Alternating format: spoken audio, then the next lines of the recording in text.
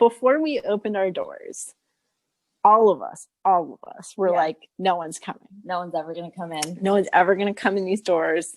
We're going to have to ramp up wholesale. We're going to have to figure this out. We're only going to do wholesale. That was literally all of our thoughts. Like, we had 1,000,001 ideas of how to make money with not a single person walking in the door. And then we opened and everyone came.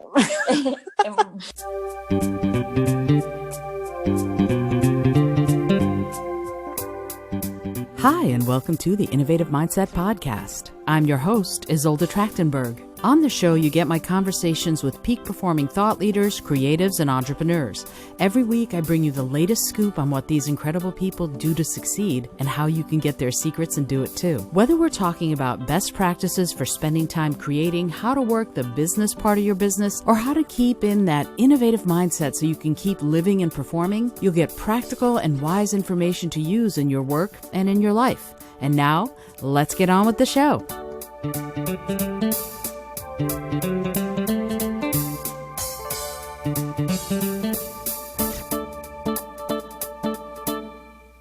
Hey there, and welcome to the Innovative Mindset Podcast. My name is Isolde Trachtenberg, and I am thrilled to have you here.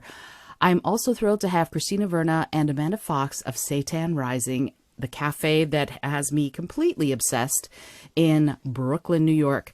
And I want to talk to you about this because they are innovating the restaurant industry, and I'm super excited to get their take on what it is they're trying to do. The cafe is a product of Pisces Rising Vegan and Seitan's Helper, and they're meeting and combining forces. They've had pop-ups around the city for years, and now they finally have a brick and mortar location in Brooklyn, right near my house, which is fabulous.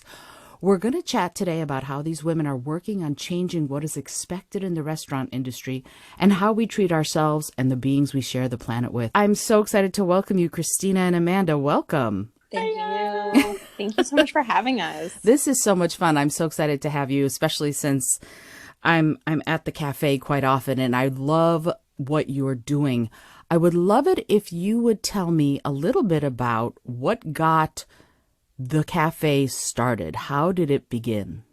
So it really started with like Lars and Amanda, and just kind of both being at pop-ups, and you see each other a lot when you're like working the pop-ups, and when you have dead time, you kind of walk around, and they connected, Amanda and Lars, and became friends. And then I was also helping Lars out at pop-ups, and Amanda's wife was also helping her at pop-ups, Cheyenne.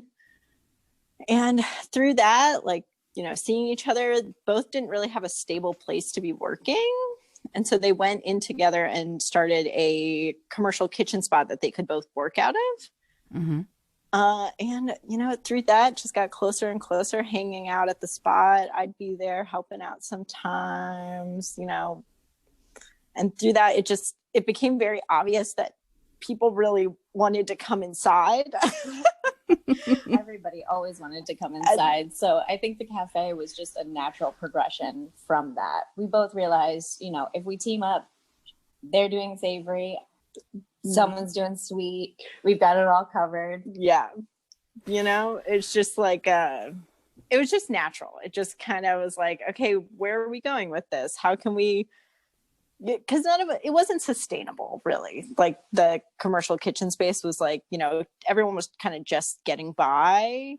And we realized if we let people in, we might be able to be a little more sustainable. And we also all came from restaurant backgrounds, and we're kind of all tired of what was going on in our personal lives with places we were working. So I would love to explore that a little bit. What is different from what the restaurant industry was like for you when you were working in these other places to what you are doing with the cafe now with Seitan Rising? So I think the biggest part of the restaurants that we've all come from is because we love our jobs so much, because we all love food so much, it was very easy for us to feel taken advantage of. And we also felt that we were always controlled by some other part of the business that we weren't a part of.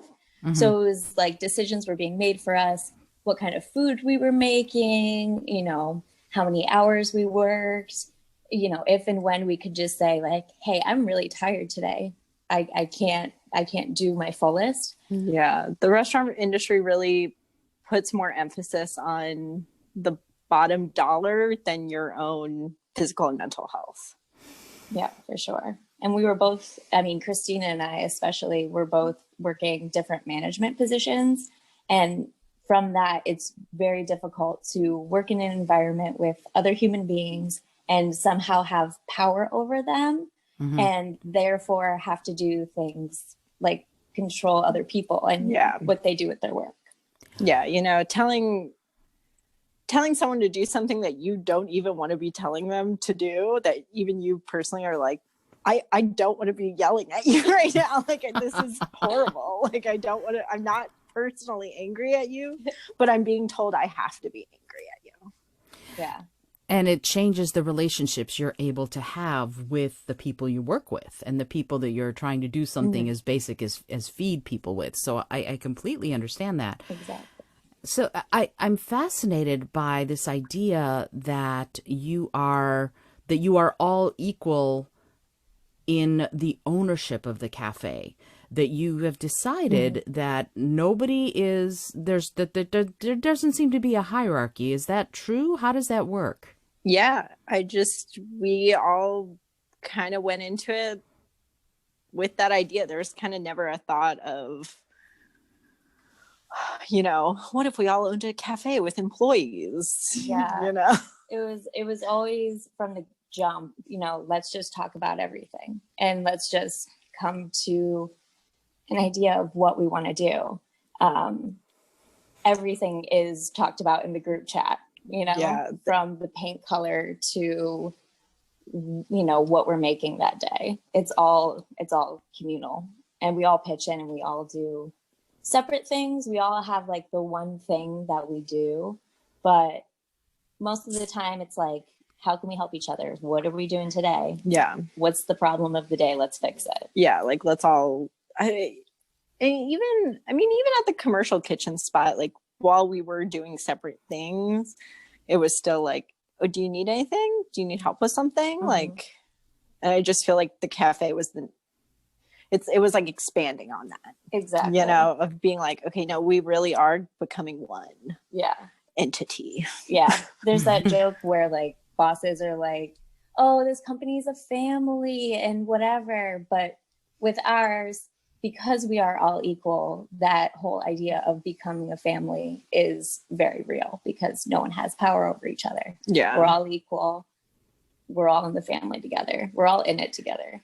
Yeah. A lot of people use that family dynamic in like an emotionally manipulative way in the restaurant industry of like, you know, you're part of the family here. Like, don't you care about your family? Yeah. You know, wouldn't you do that for your family? And it's like, no, this is my job. You know, I am here because this is my job and I really need to pay rent. And what happens to you happens to you, you know? Right. And it sounds like this is a different paradigm. It's a different way of doing things, which I adore. I do. It's so interesting to me because one of the things that I have noticed, because I follow you on Instagram and we're going to talk about your social media for sure, because that's the way I stay in touch with when you're going to be open, for example. And it's so different. You, and correct me if I'm wrong here, you've taken a different stance than I think a lot of other restaurants, in that when you're tired or when you need a break, like after Thanksgiving, for example, you took a break. You took a break for a few days and you were like, we'll be back. And that's how I found out, right? That through your Instagram feed, that you weren't going to be there for a little bit. And it sounds different than other restaurants because most restaurants go, these are our hours. This is when we're going to be open. How did you arrive at the decision to say, okay, we're going to do things a little bit differently? What happened to make that be a priority for you, and how's it working? So I think when we first started, I remember Lars and we had a meeting with our landlord and we were telling him, we were like, okay, I think we're going to be open 5 days a week. we'll, be able to prep for 2 days, get some time off in between there. We'll be open from 8 a.m. until 8 p.m. It's going to be great. And then we started doing this idea in the very beginning. Our first week, we held those hours, and we realized this is a lot of food for 4 people to make. Right. This is a lot of cleaning for 4 people. And we just realized instead of running ourselves into the ground, we could, make it more sustainable, just like opening the cafe, make it more sustainable. So we're able to create better quality food and, stay open our full hours each day, because at the beginning we were just selling out of food constantly because we were open for so long. So by reducing our hours, we were able to meet the demands of the customers that were coming in and really get them the food. So that just ended up having to be our hours. Yeah. And I just feel like it, we all came from places where there were days that we had to work where like we physically could not work, where it was like either you work, or you lose your job. Yep. End of story, And I think we definitely all went into the cafe with the flexible mindset of like, things are going to change. Nothing is going to be set in stone. And I think customers sometimes have a really hard time understanding that, in that they want everything to be available all the time to them. And I think that's the biggest thing we're trying to push against, is that like, it's okay that not everything is available to you all the time. Yeah. Because if that was the case, because in other restaurants, when everything is available to you all the time, what you don't realize is the reason it is because people are just constantly working. Like people are just nonstop working to make that happen. And we're just 4 ladies who are trying to survive. Yeah. And I mean, that being said, we still all work at least 12 hours a day. So it's like, this is what we got for 12 hours a day. I hope you like it. Yeah. Because that's what we got. And I mean, even like, we're still constantly changing our schedule. Yeah. We're still, changing things in the cafe to make it more and more sustainable for us to be working. Like cutting out custom cakes was like, Lars was working 16, 18 hours a day to make custom cakes and pastries happen. And I think people didn't understand that and are, get kind of cranky, a little cranky about it. But at the end of the day, because it's our place, it's our rules. Yeah. That's lovely. It's our place, it's our rules. But it also, it makes sense. All right, there's only 4 of you. You're working your butts off, and yet the cafe is like, I don't even know how to say it. You often you sell out of food, and I'll see, before I get on my bike and I ride over to the cafe, I check, has anybody said we're all sold out, see you tomorrow, or something like that. And one thing that I had not thought of when I started going to the cafe and started seeing that, when you were talking about other restaurants and how there are people working really hard to keep the food, whatever food that their customers expect to be there, if they make so much food that there's extra, then there's food waste, right? So it seems to me like one of the things you're changing is that there's not anywhere near as much food wasted because you're making enough to satisfy what you can do rather than what the customer necessarily expects. What are your thoughts on that? I mean, that's pretty dead on. Like that was an early conversation we all had. Yeah. About wanting to reduce our food waste. For sure. And, that being said, when Lars bakes, she bakes in the morning, and then, there may not be croissants at 5:00, but at least there's not a dozen croissants left over at the end of the day when, most people eat a croissant for breakfast. But that is so true. We order the amount of food that we need, and that's it. There's hardly ever any extra. And if we do have extra bread at the end of the week, we donate it. So, and that's usually it, just some extra bread. Yeah, that's like kind of the only thing we ever have to donate. Yeah, for sure. And I think, especially in a bakery setting, it's very uncommon. Like, I think when people go to other, and we're not just a bakery, but specifically in a bakery sense, like when people go to bakeries, they want everything all day long. And I'm like, what do you think happens at 6 p.m. when a full pastry case is there and then you close? Yeah. Most of the time, all those pastries just go over to the next day, and you're just eating stale pastries for the same price as the day before. Yeah. And that was really big to Lars. Like, she really, really did not want to do that. She wanted everything fresh day of, sell it out. And, as speaking as a delighted customer, as well as the person you're speaking to now, I love that, because I know that if I'm going to show up at the cafe, what's there is fresh, what's there is delicious. And I'm not worried about, am I taking stale croissants to my friend's house or whatever. So I think that's For sure. lovely. And also, I'd love to find out from you, when you're in that place of making those decisions, is it a consensus type thing? Do you all have to agree on this sort of decision, or how do you arrive at the decisions that are really innovating the restaurant industry? I'll just say it that way. But how do you arrive at the decisions? You know what, we're gonna only work 12 hours a day, which is, by many people's standards, a lot, I have to say, or we're only going to make so much food per day or whatever. How do you decide that? And what is the process, if you wouldn't mind going into that a little bit?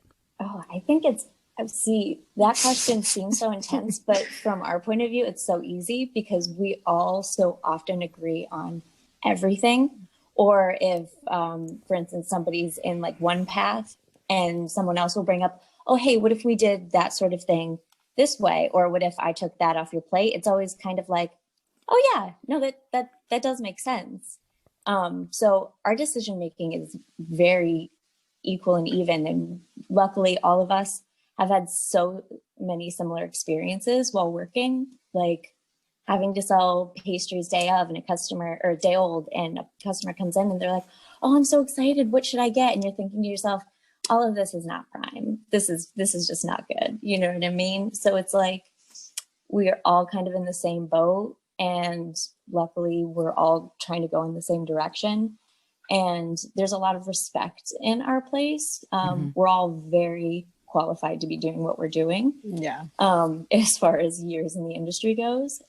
So there's just a lot of respect. Yeah. I feel like there's not a lot of, like, I feel like I've heard other people kind of ask a similar question of us. It's like, how is your decision-making process? Like, what's it like? And I think people imagine that we're all sitting around constantly, like, discussing every little detail, but it's more so like, it's just natural. Yeah. It's just really natural of all of us kind of wanting the same thing and not really diverging much from it. And even when there's, like, okay, I thought of something. Like, it's just kind of, also our cafe is very small. So like, you literally can just like be speaking loudly across the room. Yeah. And we're all in the conversation together. All of a sudden you'll just be like, we'll be talking up front and you'll just hear a what from the back. And it's like, oh yeah, I forgot you were in this conversation. Let me speak up. Yeah. I love that. So you said you're all heading in the same direction. What direction is that? What is your vision, your collective vision for the cafe?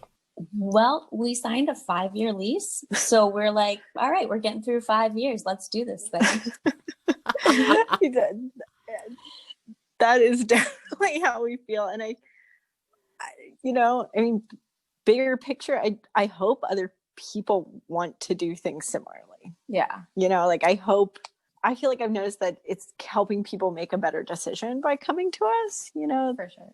There's a lot of places I personally don't want to eat around Brooklyn for several different reasons.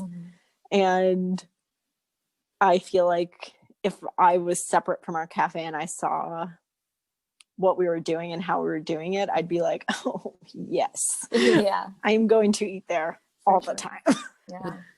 That's exactly what I do. So That's my thought process. Oh, they're open. It's Thursday. They're open. Let's go.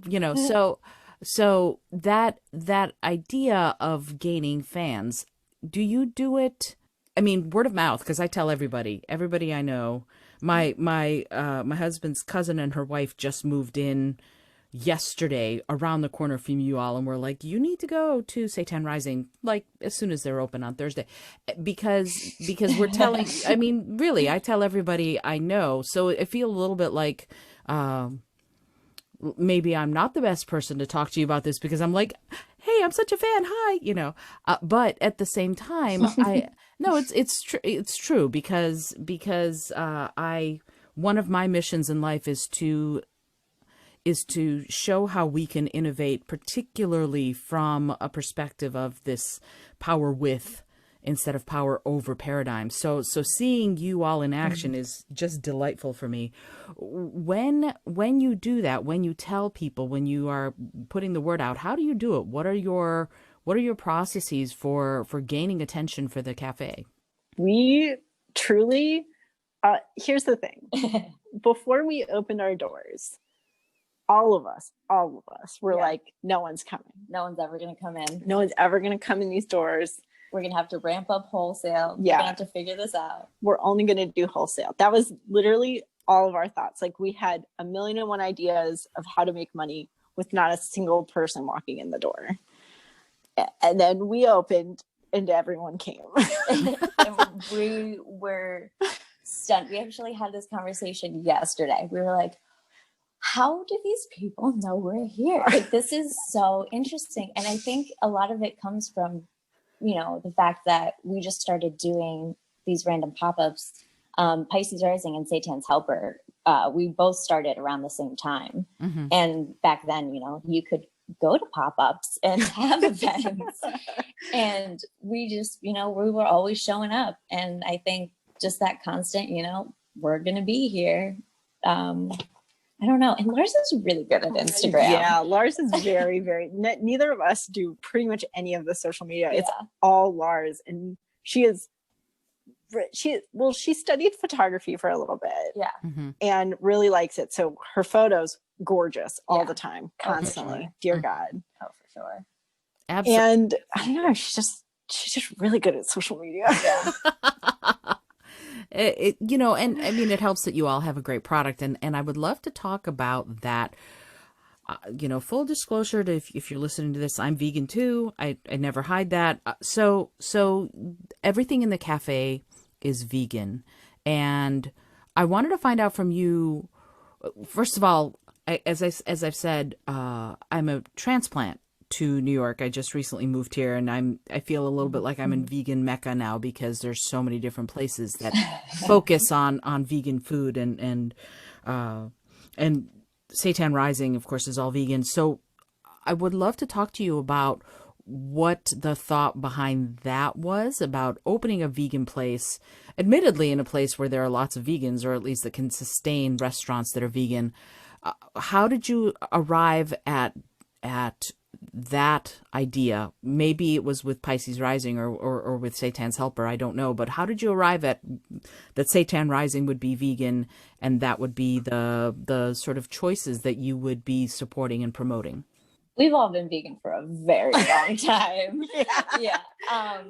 Lars is a lifelong vegetarian, vegan for forever now. About 10 years. Yeah. Mm-hmm. Christina, how long have you been vegan? 10 years as well. That's the only reason I know how long Lars has been vegan. Because we're about the same vegan age. Yeah. Uh-huh. And I've been vegan for 15 years. Uh-huh. And Cheyenne's been vegan for like 5 years now. So the idea, and before that, we were all working pretty much in vegan environments. I've pretty much only worked one non-vegan job. Yeah, the only non-vegan thing I've ever done was whole milk lattes, but that's about it. Mm-hmm. So there's no question that whatever we were doing was going to be vegan. That's just, that's the base ethics that all of us subscribe to. Mm-hmm. So I think it was just an easy thing. And we all wanted to see vegan food done well in a very regular American cafe context, you know? Yeah. And then like, you know, while you can be vegan, it does not mean you're an ethical person. Yeah, that's true. You know, and that was something I learned very early on in my veganism, is that I thought if somebody else was vegan, we are on the exact same page as people. Mm-hmm. Like, we are both there. And I quickly found out it's not the case. You can still be vegan and sexist at the same time. I know. It's surprising, but it's true. But yeah, we just wanted to create a place that we wanted to go to. Yeah. Like a place that was safe for everyone to come to, not feel like they were being judged or not feel any sort of way at all, other than like, you know, here's your food. We love you. You're great. You know, and that's just all we wanted. Yeah. Yeah.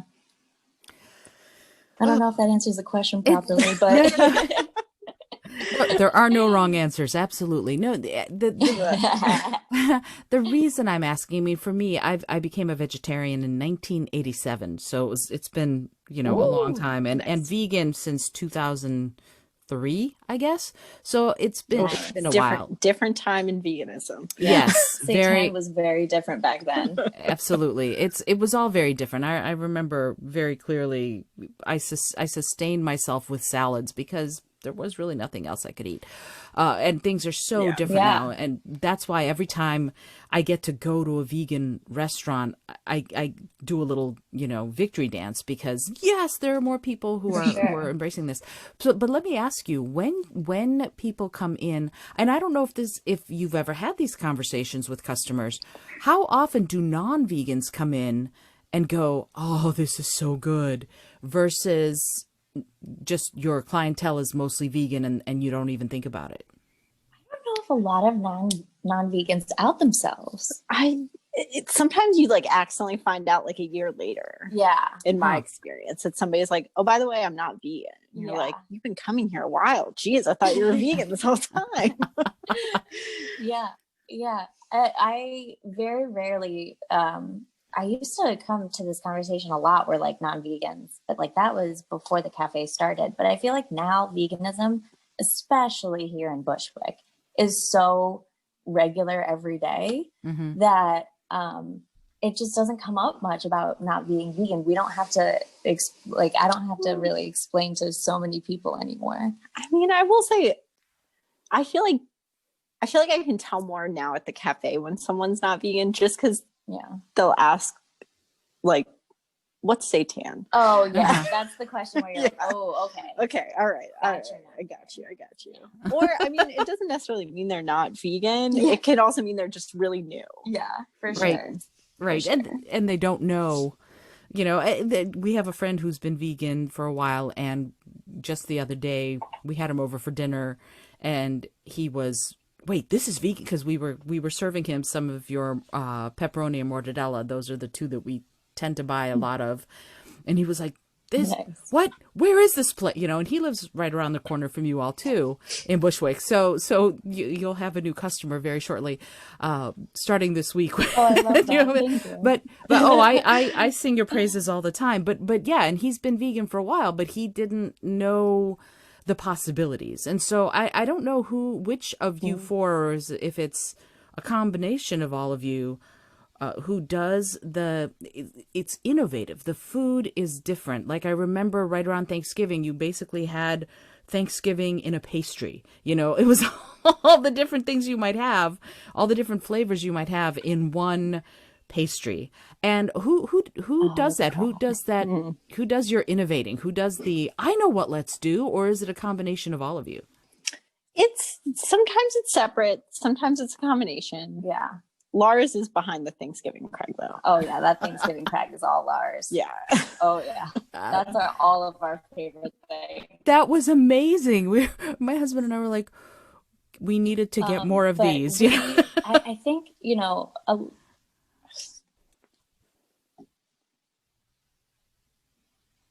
Hello. Did we lose her? Nope. You said, I think and then I was waiting for you to keep. Oh, I'm so sorry. That's okay. No worries. I am so sorry. No worries. No worries there at all. There was also someone outside the door. and I completely got off track. I know. What was we the were question? the innovation of the food, and you said Lars was behind the Thanksgiving. Sure. Yeah. Yes, Lars was behind the Thanksgiving crag. Crags are her baby. But a lot of it is, we all, I think, make really good food.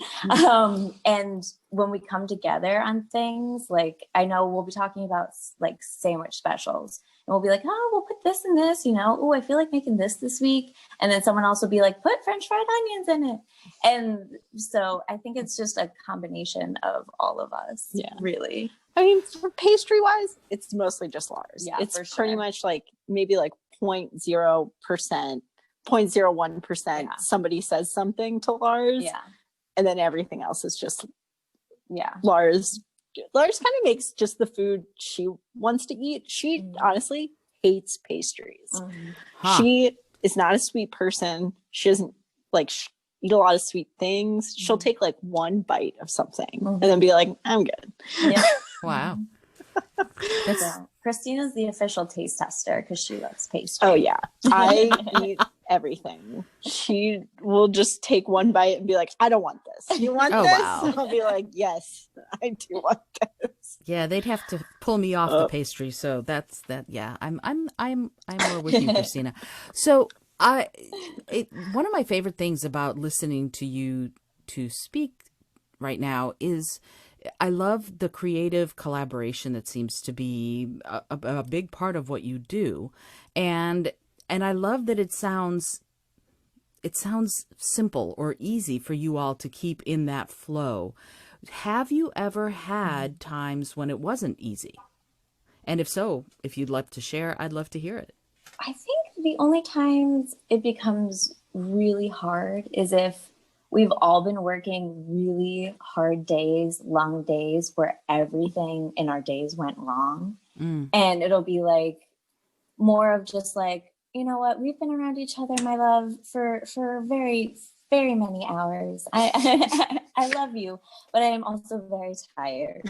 And I think that's a big, I think that's the biggest, problem we have, which is an excellent thing to say. But there's no one ever like arguing about something petty. Like if there's like a little miscommunication, it'll get ironed out. And that's what we always come back to. Yeah, I think we're all really good at recognizing that, like, okay, somebody's emotionally exhausted and I'm going to give them space. Yep. I'm going to just let them do their thing. I'm going to do my thing. And when we're both feeling better, we'll come back together. Yep, for sure. For sure. Our personalities work very well together. We're very, very lucky. Yeah.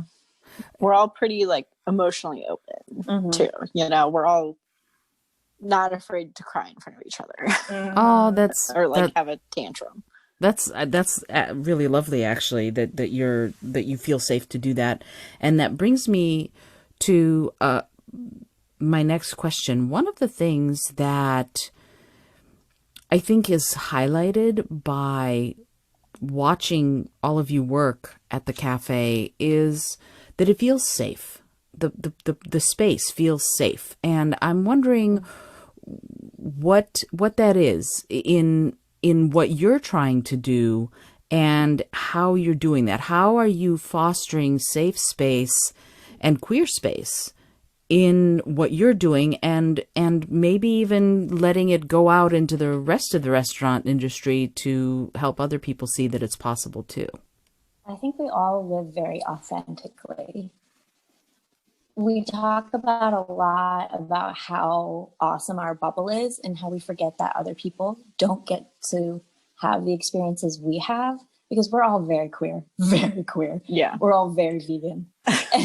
We're all, all of the varies. Like we all dress, however we want, and we all say whatever we want, everything we can talk about, and I think just by being ourselves, we spread that, because, when you walk in, we don't have a script. It's not like, welcome to Moe's. It's, hey, what's going on? Oh, hey, so-and-so, good to see you. Oh my gosh, it's been so long. Your hair's so cute. Like, it's just, we get to be ourselves, and we get to just talk to people on a people level. Yeah. I mean, I was a chef for a very long time, and then started working a counter job for a long time, and like being a manager at a spot. And the thing that I realized I liked the most was I just like shooting the shit with people. Yeah. I like chatting with people. Like, I want to hear about your day. Tell me about your day. Everyone else thinks it's boring. I don't care. All right, let's just like talk a little bit. And I think I realized that when I'm more genuine with people, and not just in like a job sense, but like in a personal sense as well, like they give me their genuine self back. Yeah, for sure. And, it all boils down to, we want to create a place that we would go to and not judge.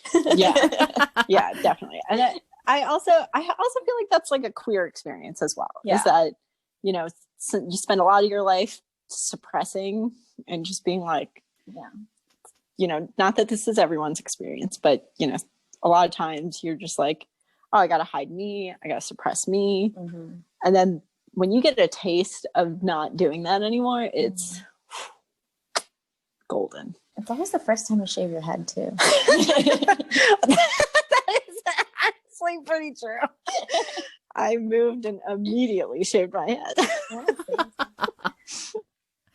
What is the freedom with that for you? I'd love to know if you would share. Oh, for shaving your head? Uh-huh. Oh, it's just everything. I mean, I've been keeping my head shaved for a few years now, and the main reason I shave my head now is because I do work in food, and it's just so much easier not to have to worry about if there's food in your, or if there's hair in your food. But the first time I shaved my head, I had really long hair my whole life, and it was like my growing up experience of like, oh, I can do this. This is something I can do. Like, nobody's gonna tell me I can't. This is awesome. All right, I'm shaving my head. And then the first time you go outside, you feel like the breeze on your skin. It's so refreshing. It is just so refreshing. Yeah. Highly recommend. If you're thinking about shaving your head, do it. I support you. I agree. My whole life had, just long, I feel like we have similar hair types too. Just like long, thin hair. Yep. And it just like always kind of looks whatever. Yeah. And then I personally started cutting my own hair when I was like 15 because my mother would not let me get the haircuts I wanted to get. And she was like, no, you're not cutting your hair short. That's ugly. Oh, wow.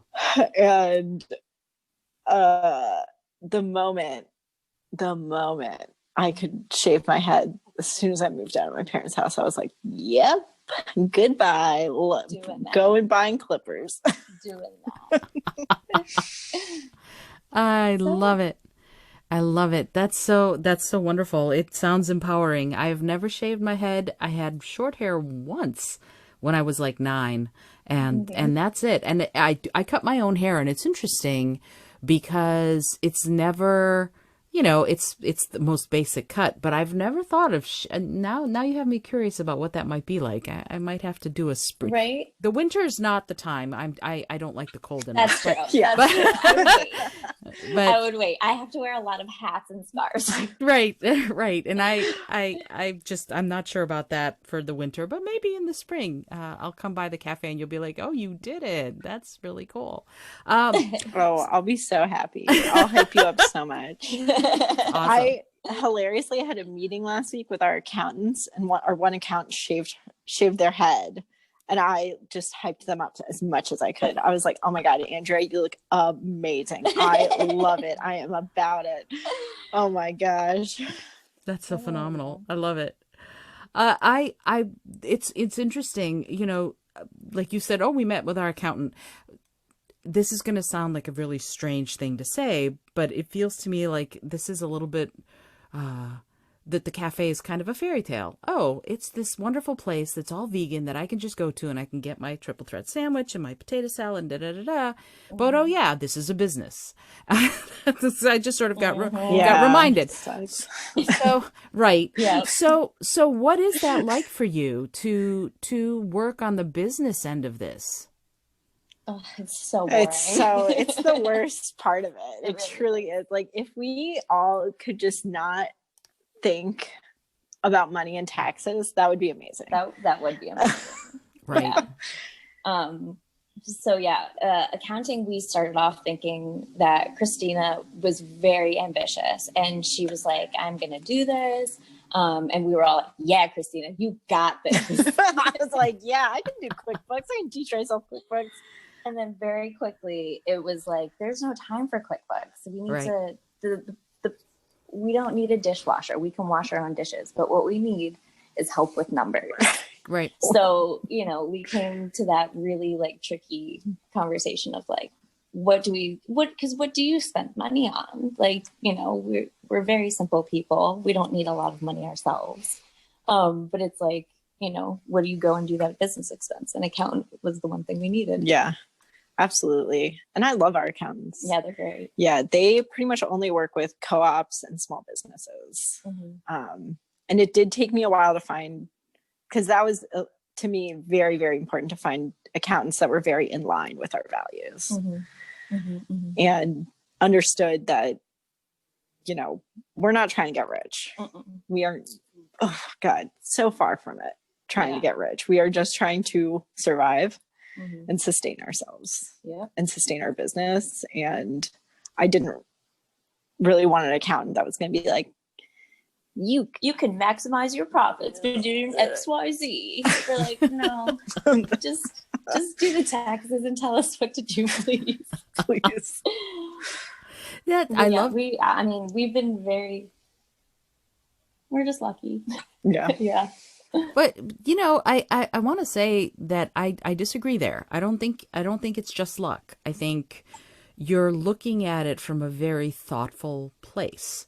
And that's not luck. That is being thoughtful and being deliberate and being purposeful with what it is you're trying to achieve. So I don't want to downplay at all what you all have accomplished already and what you continue to accomplish day in and day out, because there's only a handful of worker-owned cafes and restaurants to look to find a model to do this. And so you're doing it, and you're in the first year of the 5-year lease or whatever, but at the same time, you're feeling your way. I'm noticing that, but how, I don't even know if there's a question there. I'm really curious and also inspired by the fact that you are worker owned and you're working this business while at the same time staying authentic to who you are. So who are your guides, if you are using any, or is it just we're feeling our way as we go? Well, I also co-own another business. Mm-hmm. With my mom, we make and we sell soap, and we have a storefront here in Brooklyn. Mm-hmm. So we've been doing that for the past, I don't know, almost so long, 20 years. It seems like so long. So I have a lot of, experience doing businessy stuff, except for numbers. I'm terrible at numbers. I also have an accountant for that business, but that's, where I think I got my idea that, I could start Seitan's Helper. This would be fine. Like I've done this before, I really love making food. Let's do it again. And, so I think that was a big help for me to not be scared of starting a business. Was like, I already have another business and that one's doing fine. And that one had its own troubles and I got through them. So like, let's just try this again and see what happens. And you might as well try, because what else are you going to do? Just sit here and have all this Seitan? Who are you going to give it to? Definitely. I mean, for me, I just feel like when I started working places, I truly had rose-colored glasses. I was like, places love you. They care about you because you care about them. And I very quickly learned that is not true. They don't care about you. They will say they do. They'll be like, yeah, we care about you. And it's like, at the end of the day, it's like, do you really? Do you really know? I don't think so. And I remember I used to read this magazine. RIP, no longer exists, called Render. Well, it's about women and food. Mm-hmm. And in it, there was an article about a worker-owned restaurant in Virginia. I cannot remember the name, which always makes me sad. And I always have to like do a ton of digging to figure out the name of the restaurant. But it was just a place where the owners just disappeared. And all the workers were like, well, I like my job. Do you like your job? Let's just keep doing it. Take it over, I Oh, I guess. love that. And Wow. I read that when I was 19 and have never stopped thinking about that place and just being like, wow, you all liked your jobs. And we're like, it's better that they're not here and that we can just now do what we want. And they all rotated positions too, which I thought was really interesting. I was like, wow, what would it be like to be at a place where every single person cared about it the same amount that you did? Yeah. That's the biggest thing. We all care the same amount. Yeah. Ah, I love that. And it sounds to me like the model itself is sustainable because obviously you're sustaining it. So here's my question.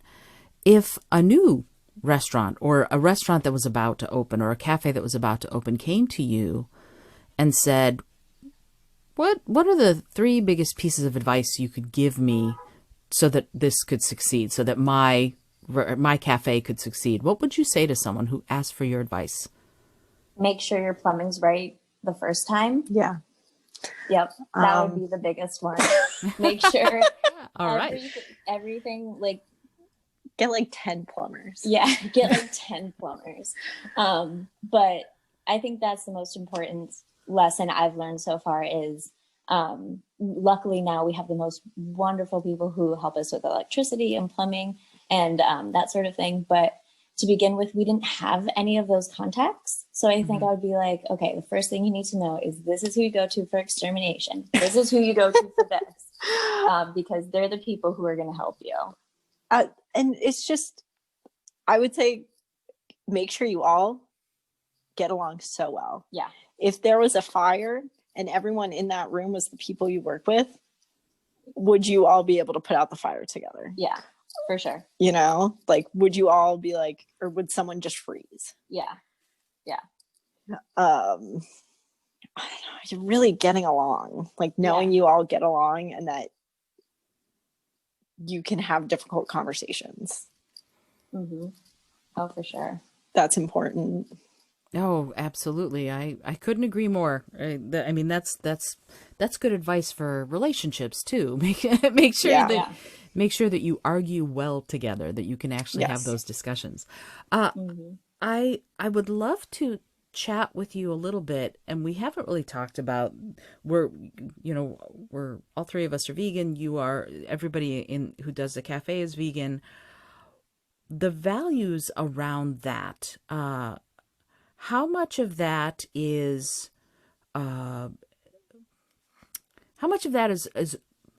related to, like, for me, it's all about the animals. Like I'm vegan for the animals. And for the earth, 100%. but really for the animals. So what, if anything, are you thinking about with respect to the food that you prepare and sell to your customers with respect to animal liberation, animal welfare, all of that? What are your thoughts on that? I mean, my personal thought is, there is no liberation for anyone without liberation for all. Yeah, very true. Very true. And it's the whole idea of, do no harm. Like, I would not want someone to raise me and eat me. So I'm not going to expect that of any other sentient being. And that just comes full circle of, if we're going to take it to animals, we're going to take it to people, we're going to take it to the environment.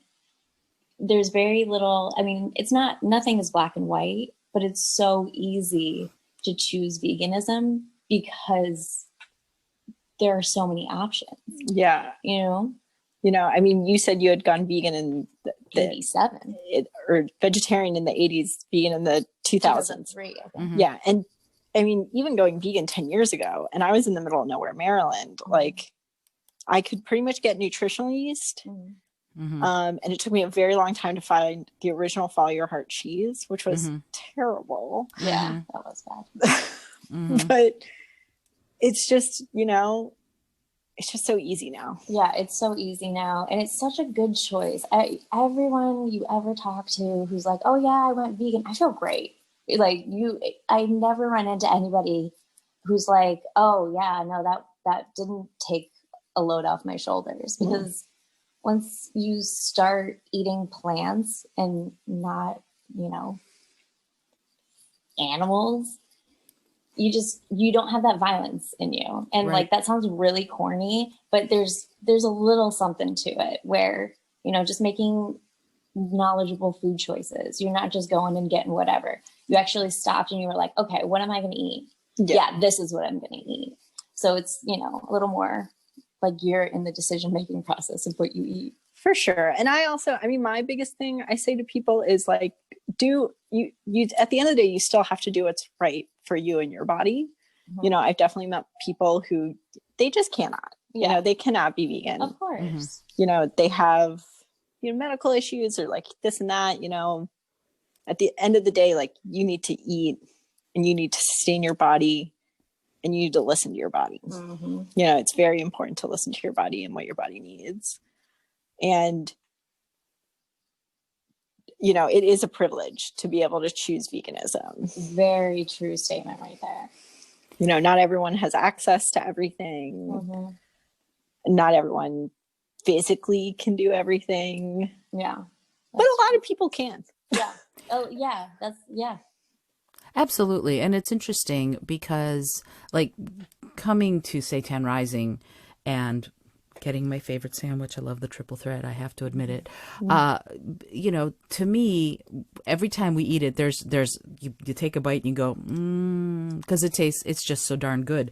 And what's interesting to me as far as the evolution of the availability of different kinds of food that are plant-based or plant-powered, as I like to say.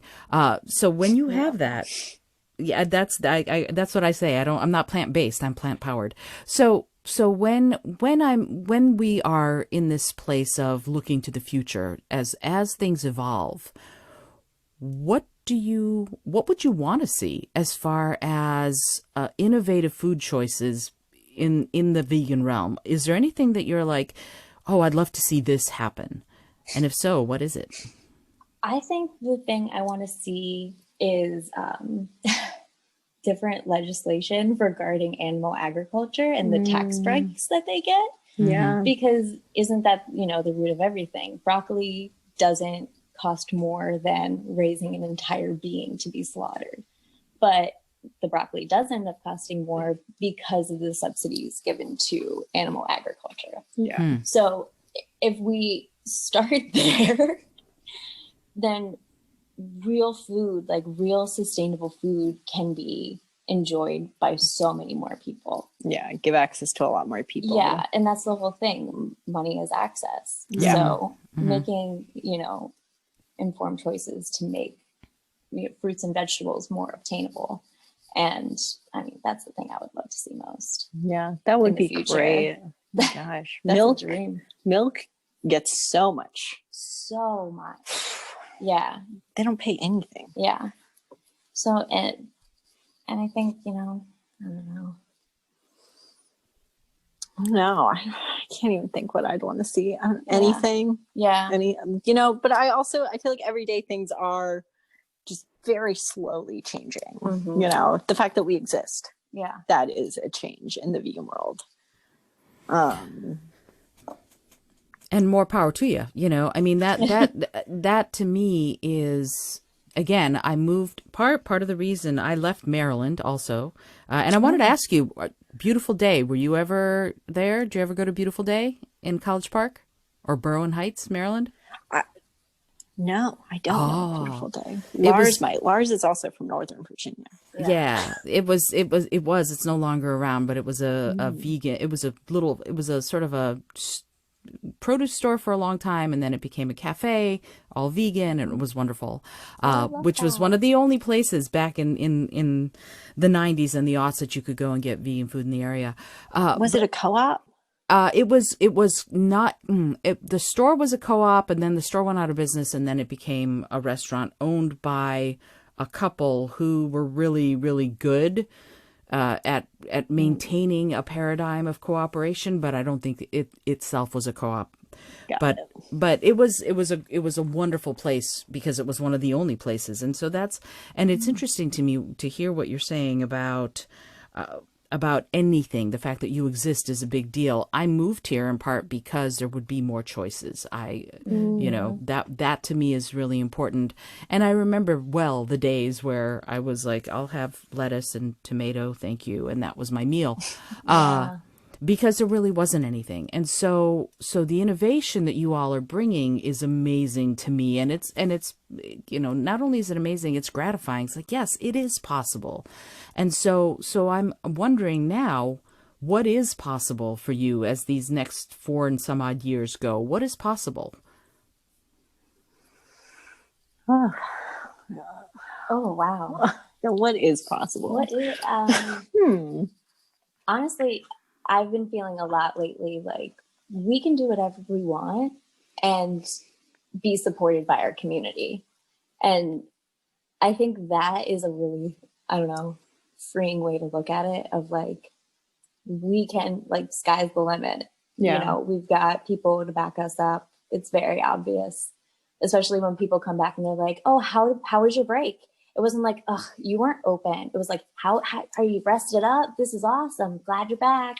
Yeah, yeah. And so I feel like, as time goes on, we're just going to keep making food and doing exactly what we want to do. Yeah, if we can make it to 5 years, that would be amazing. That's my goal. That's mine too. Get to the finish line. Yeah. And not be in excruciating debt. Yeah. Yeah. Yes. Right. And also not be in excruciating pain. That's, resting. True. Resting is so important. And it's funny because I am one of those people who at first I was like, hey, they're not, I rode my bike over and I'm like, I'm going to get, they're not open. Yeah. And it was really interesting. Christina, I think I saw you the next time I came in and you were like, yeah, we were tired. We took a break. And I went, duh. And so it was, it was an eye-opening moment for me to hear you go, yeah, we're real people and we work really hard. So that, you've changed my mind as far as, or maybe you've expanded my mind, not changed it, but you've expanded my mind, that makes all sorts of sense. And so now I check Instagram to make sure that you're open before I ride my bike over. But that's something that can happen, if you see what I mean, that sort of education of your customers, of the people who go, I want to go to the cafe. Let me double check and make sure they're open because this is the paradigm they work in. And so I know you said Lars is sort of the social media guru for you, but what are the possible ways that you might do that, or that you already do that you educate? Is it just people find out like I did, or is there anything that you do to show your customers or your potential customers that this is a different way than they might be used to of running a cafe? I think transparency. Yes. We try to be extremely transparent about what we're going through, what's happening. I think, sometimes people like to, when people try to challenge us on like money, like pricing, tipping, things like that. We're very transparent back, we're 4 people. We do not pay ourselves a lot at all. We are trying to make our food accessible, and trying to make everything a sustainable price for us and the community. And I think just being super transparent with people, like, this is why things are priced this way. This is why we ask for tip. This is why we're only open 4 days a week during a pandemic. Yep. That's the other thing that we haven't even touched on. Yeah. And I think another thing too is Lars makes sure that when she's posting, every now and again, and more frequently recently, I think she's been putting us in the photos, like showing that, hey, it really is the four of us. Here we are. Look at Christina, looking all cute like she's in a MySpace photo. And I know a lot, she's like, hey, you know, please be kind, wear your mask. We're just four people. And I think that when people read our Instagram, I feel like they get us a little bit more, because Lars does take her time on the captions to make sure, you know, here are the specials, this is what we're doing.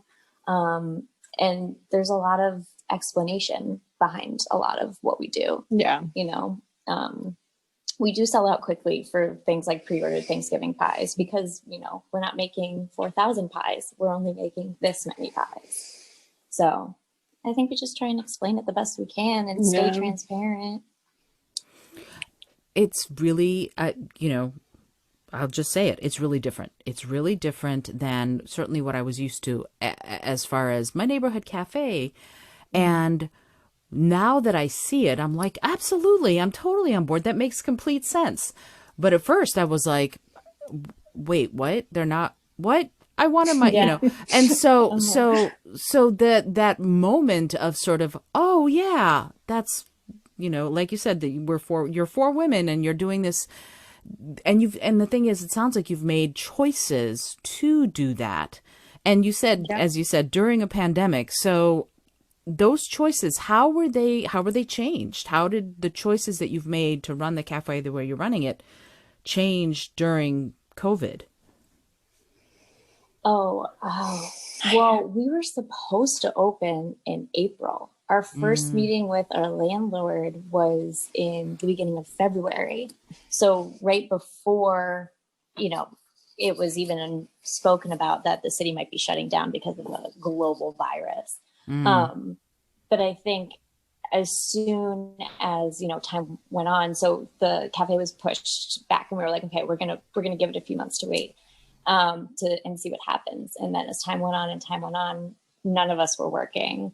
I was going into insane amounts of debt. And I was just like, you know, if we're going to do something, we're going to do it.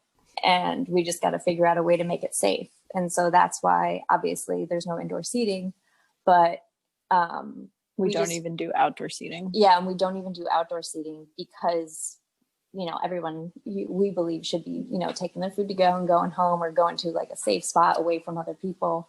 But we just try and create, you know, we were trying to create this environment that you could come in and be really cozy and everyone could use the bathroom. Feel like you're at your house. And now our main goal is just keeping our customers safe, making sure there's enough hand sanitizer for everyone, which is super weird. It's a very weird thing. My goal is always like, you come in, you have a nice 5 minutes and you get out. Yeah. Right. You know, like I'm trying to make those 5 minutes wonderful and then you have to leave. You know, that's always, I'm trying to be as quick as possible to get people in and out, you know, because I think I don't even know if we ever, maybe we did think about having it where people couldn't even come in. We did. But then we put so much work on the inside that we were like, it's such a bummer that no one would see it. Exactly. And it's wonderful. I love it. When every time I walk in, I'm like, yay, this feels it does feel very at home, which I love. But also, I mean, I have to say it this way, the environment when I walk in is always open and friendly. And I am so, you know, because often you'll get to a place and people just seem really hectic and harried and like get in and get out. And you're not doing that. Even if what you're trying to do is get in and get out, that doesn't feel like it, you know? So you're doing something really right because it feels like, oh, no, seriously, it feels like you could, I could be here forever. I don't need to be, so I'm going to get my stuff and I'm going to go. But I could be, you know, and there's something very welcoming about the way you've set up the cafe. And I'm frankly just glad that you're, you know, less than a mile bike ride away from my house. So I I could keep you talking for the next 6 hours, but I know you have lives to get back to, and you probably want to rest up before you hit the rest of the day. I did want to make sure that we get your social media and your website out there before I ask you my final question that I ask everybody who comes on the show. So what is the website that you would like people to go to find out more about the cafe? So it's seitanrising.com. And Great. it's spelled Seitan. Mm-hmm. Yes, A not lot of Satan, people- like Yes. Yes. And I will put that in the show notes, and then also your Instagram, which is again, if you want to know about what's happening at the cafe, that's Lars's domain, and it's also the way to find out whether or not your favorite croissants have been sold out. So just be aware that that's something to do. And what is the Instagram handle for that? Seitan Rising. See, that That's was easy. Yeah. Love it. We're pretty easy to find. Awesome. Well, I want to thank you both, Christina and Amanda. I really appreciate you taking the time to be here and to talk about it's such innovation. It's so wonderful. And to be completely selfish here, the food is amazing. So I love that you're in my neighborhood, and also that you're serving a community that I think needs you and benefits from you being there. So I'm really grateful that you're here, and also that you took the time to be on the show today. Oh, thank you so much. We had so much fun. We've Yeah. been really looking forward to this. Yeah, and you are a lovely customer as well. Oh, yes. Yes. You are definitely one of our faves. Oh, that's very sweet. I appreciate it. I'm always like, hi, I'm so glad to be. So, And we love that. We're like, Yeah. thank you. We're so glad you're here. Exactly. Mutual Admiration Society. I love Yes. it. So I ask this question. It's a silly question, but it is one that often provides very poignant answers. And I would love it if you'd each answer it, if you don't mind. And the question is this: if you had a plane that could skywrite anything for the whole world to see, what would you say? I love you, Cheyenne.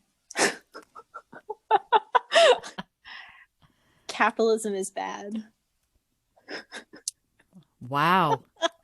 Very different answers. I love it. I feel like that's It's what I would.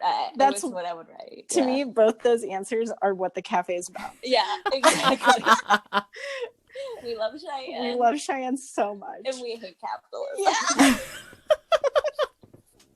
I love it. That's fantastic. And it's interesting.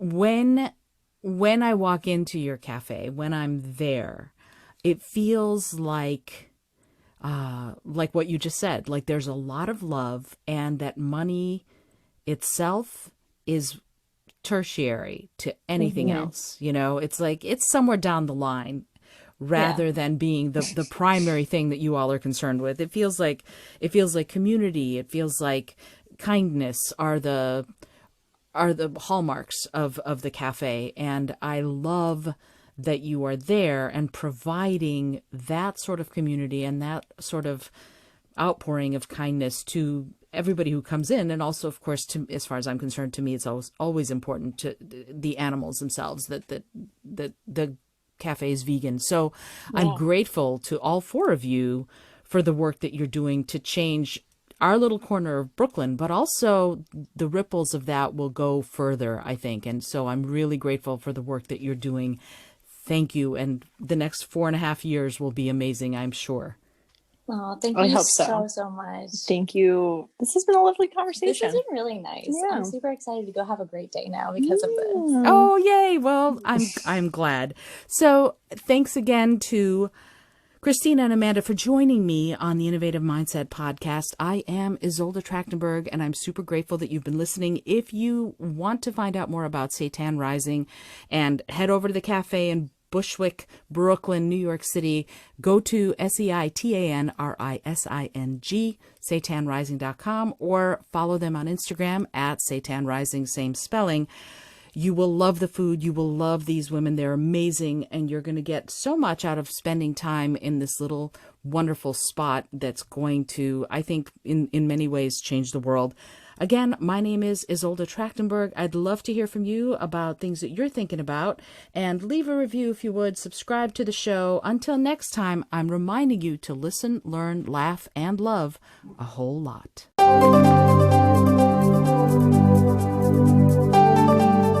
Thanks so much for joining me today. I really appreciate you being here.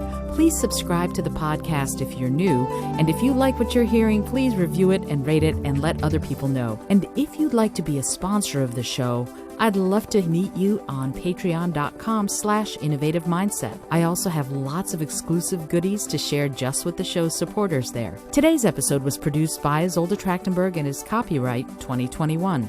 As always, please remember this is for educational and entertainment purposes only.